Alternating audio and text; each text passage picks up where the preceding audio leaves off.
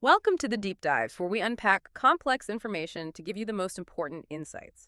Today, we're cracking open a document that's absolutely crucial for an entire nation, the Philippine Development Plan 2023-2028. This isn't just another policy paper, folks. It's the country's entire blueprint for the next 6 years. It lays out some really ambitious goals for things like job creation, poverty reduction, and it all ties into this long-term vision they call AmBisyon Natin 2040, aiming for a truly comfortable, secure life for every Filipino. I'm genuinely curious to see how they plan to, well, pull this off. What's really compelling about this plan, I think, is the incredibly collaborative process behind it. It wasn't developed in isolation. It truly embodies what they call a whole of government and whole of society approach. And that's not just buzzwords. It means the plan isn't being cooked up in some silo somewhere. It pulls in expertise and, crucially, buy-in from every single government agency, national, right down to local. And importantly, it also brings in diverse voices from the private sector, community groups, civil society, even international partners. The idea is really that everyone has a stake, and everyone's input makes the plan stronger, more implementable. It's a remarkably comprehensive effort. That sounds like a monumental undertaking just to coordinate all those groups. So if we're talking about the big picture here, what's the overall mission? What's the core goal they're driving towards with the PDP 2023-2028? Well, the overarching goal is twofold. First, to really reinvigorate job creation, get people into good jobs. And second, to significantly accelerate poverty reduction. The plan aims to steer the Philippine economy back onto a high-growth path and bring about deep economic and social transformation for a prosperous, inclusive, and resilient society. It's about not just seeing numbers go up on a chart, but making sure that growth genuinely improves lives across the board, reaching every Filipino. That's definitely an ambitious target, aiming for real, tangible impact. Now, if you're wondering how they actually plan to achieve this, it gets even more interesting when we look at the specific, measurable goals they've set. These aren't just vague hopes. They're detailed targets. They give you a real sense of their commitment and, frankly, the scale of the challenge. So what are the specific numbers we should be paying close attention to here? Right. The plan does outline very clear headline socioeconomic targets. First, a fundamental focus is on protecting people's purchasing power, so keeping food and overall prices low and stable. The inflation target is set at 2.5 to 4.5% for 2023, and then it tightens a bit to 2.0 to 4.0% from 2024 all the way to 2028. This directly impacts your everyday budget, making sure your money goes further. Okay, so stable prices are the foundation. That makes sense.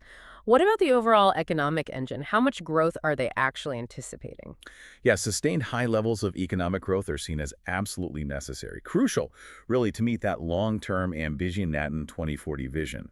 The plan aims to maintain an annual economic growth rate measured by GDP between 6.0 to 7.0% in 2023, and then the goal is to accelerate that to between 6.5 to 8.0% from 2024 to 2028. This kind of robust and consistent growth is really what drives opportunities. Wow, 6.5 to 8%. That's a significant and sustained level of growth they're shooting for. And how does that translate into jobs? It's such a critical part of the goal of improving lives, right? Absolutely. By 2028, the plan targets an unemployment rate within a range of 4.0 to 5.0%, so bringing unemployment down.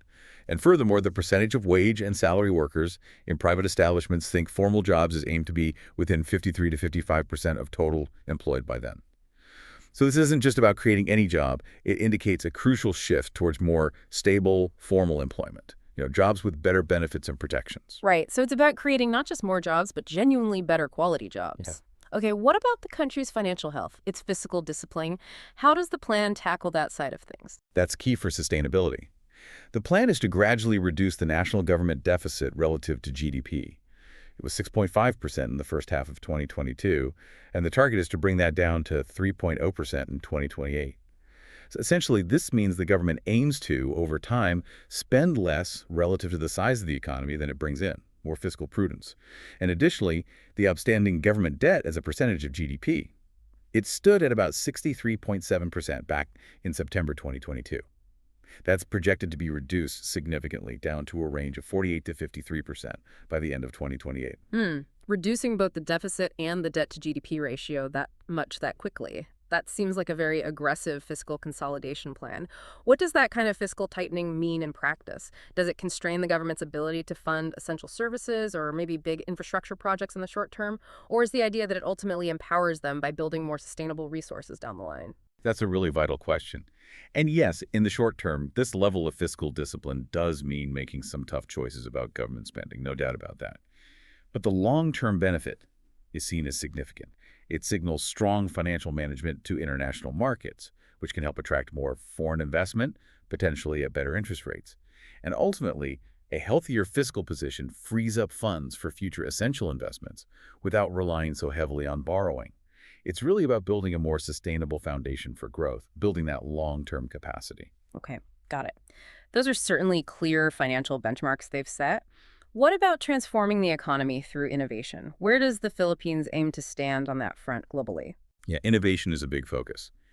The Philippines aims to continue its progress among the what they call the innovation achievers of the region. Specifically, they're targeting a higher ranking within the top 33%, the top third of the Global Competitiveness Index by 2028. And the Global Competitiveness Index isn't just some abstract number. It assesses factors like infrastructure, institutions, R&D, tech adoption, things that really make a country attractive for business and growth. Yeah. So moving into that top third globally would signify a major leap, a real push in economic efficiency and innovation, moving the country further up the value chain. And ultimately, all these efforts, the growth, the jobs, the fiscal health, the innovation, they're all aimed at one core human impact, right? Poverty reduction. That seems to be the real bottom line. Absolutely. That's the ultimate goal. The strategies are expected to significantly improve the welfare of Filipinos, specifically aiming to reduce the poverty incidence rate from 18%, where it was in 2021, down to between 8 to 9% by 2028. Having poverty incidence in just 6 or 7 years, that's a truly monumental undertaking. To put that in perspective, it means lifting millions and millions of people out of poverty. It's an incredibly ambitious goal that would require, frankly, unprecedented coordination and sustained economic momentum, especially given all the shifts happening in the global economy. That is a huge commitment. The plan also mentions revitalizing the services sector. What does that specifically entail? How does that contribute to this transformation? Right, the services sector is seen as a major engine.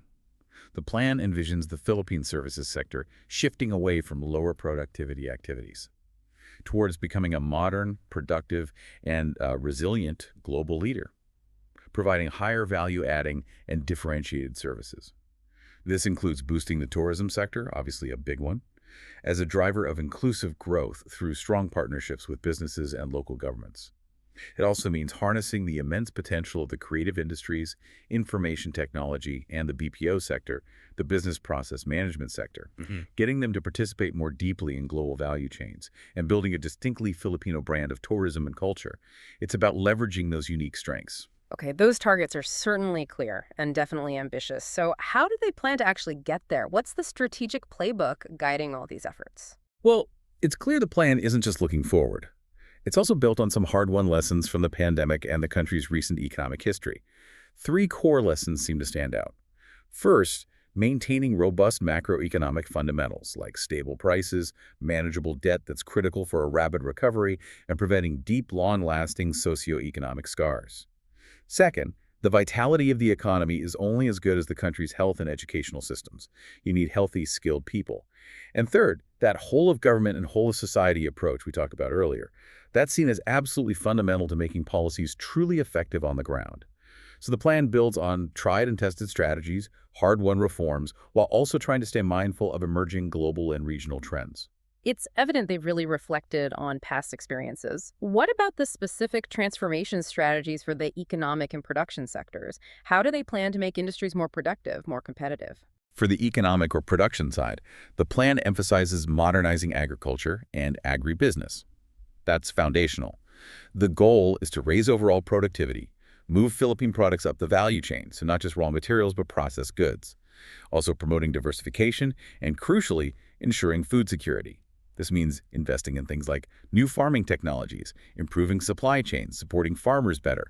It also aims to revitalize industry. How? By pursuing business matching, encouraging innovation, technology adoption, and what they call servicification. Servicification, that's an interesting term. Can you give us an example? What does that mean in practice for, say, a manufacturing company? Yeah, it's a key concept. Think of servicification like this. Instead of a company just manufacturing a basic product, maybe a piece of industrial machinery, they also offer high-value services wrapped around that product. Things like advanced diagnostic software for it, predictive maintenance services so it doesn't break down unexpectedly, or even remote operational support, training, consulting. It's about embedding services deeply into manufacturing to add far greater value to local products. This allows the economy to climb that global value chain, capture more revenue, and hopefully unlock new, higher-paying jobs. They'll also enable collaboration, for instance, by encouraging the co-location of data-based enterprises and academic institutions, trying to foster these innovation hubs. Okay, so it's about making industries smarter, more integrated, and ultimately delivering higher value. Makes sense. What about the human side? Social and human development. How do they plan to invest in people and communities? Right, the human dimension is central. For social and human development, strategies include promoting and improving lifelong learning and education, providing access to high-quality learning opportunities that develop not just skills, the competencies people need for jobs, but also essential character qualities. The plan also focuses on establishing what they call livable communities.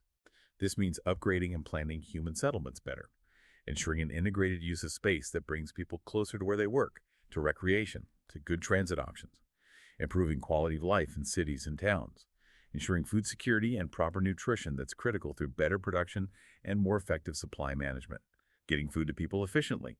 They also aim to increase the income earning ability of the workforce. How?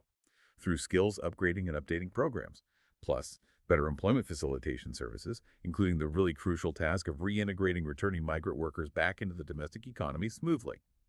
And of course, boosting health, investing in interventions that lead to healthy schools, healthy communities, healthy workplaces, and promoting healthy lifestyles overall. It's incredibly comprehensive, really touching everything from physical spaces to human potential.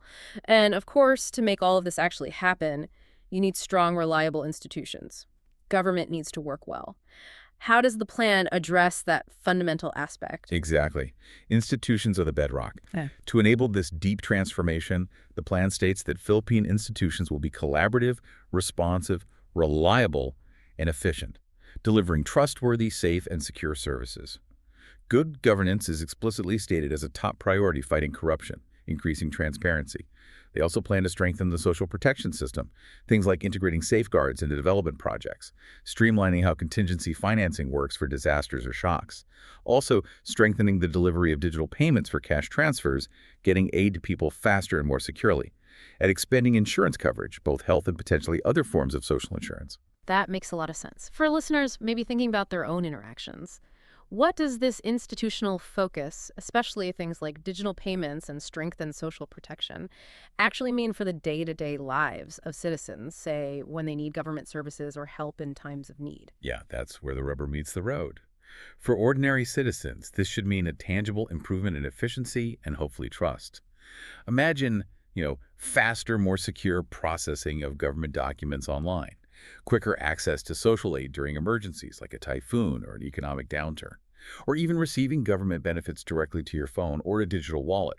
It's really about reducing those frustrating bureaucratic hurdles, increasing transparency so you know what's happening, and making government services truly reliable and accessible, especially, and this is important, for the most vulnerable populations. Okay. Now, beyond these sector-specific strategies, economy, social institutions, the document also highlights 6 what they call cross-cutting strategies. These serve as catalysts. These sound like the big accelerators, the things designed to supercharge all the other efforts, right? Exactly. That's precisely the idea. These 6 strategies are designed to be powerful catalysts for transformation across the board: economic, social, institutional, even environmental. Let's run through them. First is servicification, which we touched on. This involves policies building ecosystems around manufacturing clusters identified as having high growth potential. Priority servicification can also be targeted towards key industries like ICT, creatives, tourism, and logistics to help them move up that global value chain. It's about adding more layers of value, more specialized roles. Okay, servicification. Got it. What's number 2? Second is digitalization. Digital transformation of government itself is absolutely key here. It's expected to result in more efficient, faster service delivery, increased transparency, and fewer opportunities for corruption at various levels. That's a major goal. It can also help the government build robust data systems for better programs, like more accurately targeted social protection, or more efficient systems linking job seekers with opportunities. Think of it as a complete overhaul of how government operates using technology. Digitalization. Crucial. What's third? Third is public-private partnerships, PPPs. Reconfiguring PPPs is seen as a way to help address cross-cutting issues, like maybe a weak competition environment in some sectors or the digital divide. These partnerships are also seen as crucial for boosting the country's campaign to attract more foreign investments. Foreign direct investments in particular will be harnessed as drivers of export growth, sources of vital technology, and also critical enablers of the country's long-term climate action goals. Right. PPPs and foreign investment. Number 4. Fourth catalyst, building a dynamic innovation ecosystem. A dynamic innovation ecosystem means creating an environment where new products, more efficient processes, and maybe even bigger market shares can thrive. So, technology and innovation-based strategies for agriculture, industry, and services. They lay out a comprehensive, whole-of-government approach to establishing and strengthening this crucial ecosystem, fostering that culture of innovation. Innovation ecosystem. Makes sense. 5th. Fifth is enhanced connectivity. And this means both digital connectivity, better internet access, and physical connectivity through infrastructure. Yeah. Roads, bridges, ports, airports. It's so important to link markets, connect urban centers to rural areas effectively, and facilitate the movement of people to where opportunities are for jobs, healthcare, education. This is especially critical given the Philippines is an archipelago, right? Connecting those islands is fundamental. So connectivity will be ramped up within the country and also connections to the rest of the world, which helps revitalize tourism, facilitate trade, and attract more investments. Connectivity, physical and digital. And the 6th catalyst. The sixth one is greater collaboration between local and national government. The PDP really seeks to bring local governments, the LGUs, in as equal partners in the development agenda, not just top-down directives. The plan aims to optimize the sharing of responsibilities between local and national government. The goal is to raise each LGU's capacity for delivering public services effectively and also for raising their own local revenues. It's about empowering local communities to drive their own development, tailored to their specific needs. That's a powerful set of interconnected strategies, clearly designed to accelerate change across the board. Now, no long-term plan, especially these days, is complete without addressing our planet. Beyond these economic and social strategies, what commitment does the plan make towards environmental sustainability and climate resilience? That's got to be in there somewhere. Oh, absolutely. It's explicitly acknowledged as a non-negotiable part of the vision. As the country faces increasing environmental threats and, of course, climate change risks, the government states it will ensure that natural resources are optimally used, but without compromising a healthful ecology for present and future generations. So this means integrating sustainability principles and climate considerations into all development efforts, not treating it as a separate issue. Okay, good to hear that's integrated. So, pulling this all together, if you're a business owner listening, or maybe an international investor, or simply someone trying to understand the economic landscape, what concrete actions and opportunities can you expect from the Philippines based on this very detailed plan? What's the takeaway for them? Well, the Philippine government explicitly states it will strengthen and facilitate public-private partnerships, as we mentioned. It will also boost trade and investments, enhance research and development, R&D, and technology transfer, all while actively encouraging robust competition in the market. PPPs, in particular, are expected to be a major force in upgrading the country's critical infrastructure, energy, logistics, transportation, telecommunications, water. That spells significant opportunities for private sector involvement. That definitely sounds like a clear signal of intent, a genuine open for business message, perhaps more strongly than before. Are there any specific policy reforms already in motion that back this up, that give it teeth? Yes, absolutely.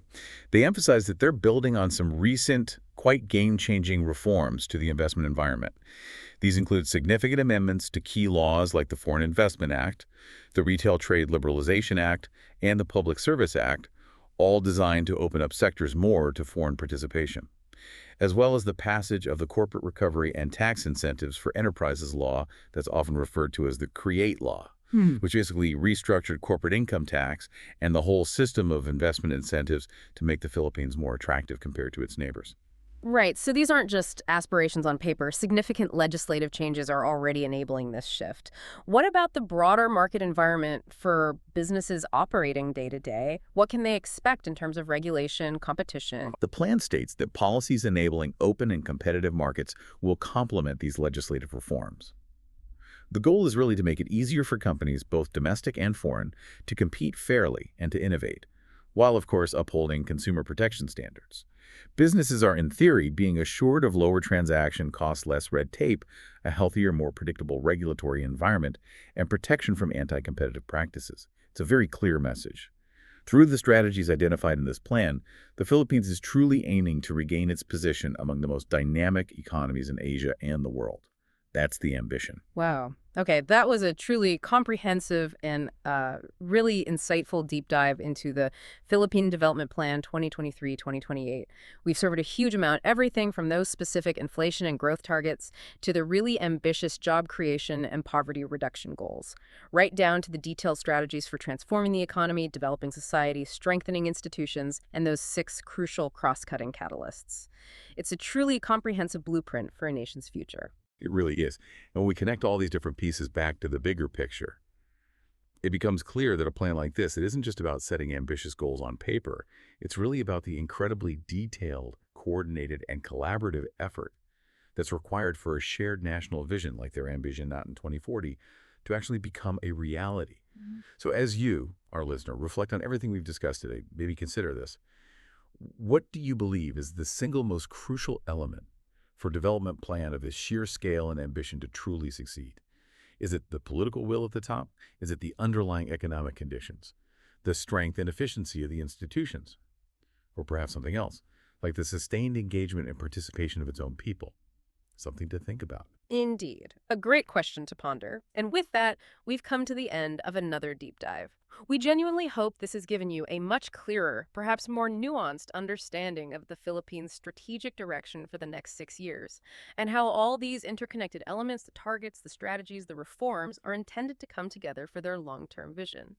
Until next time, keep digging deeper into the information that matters.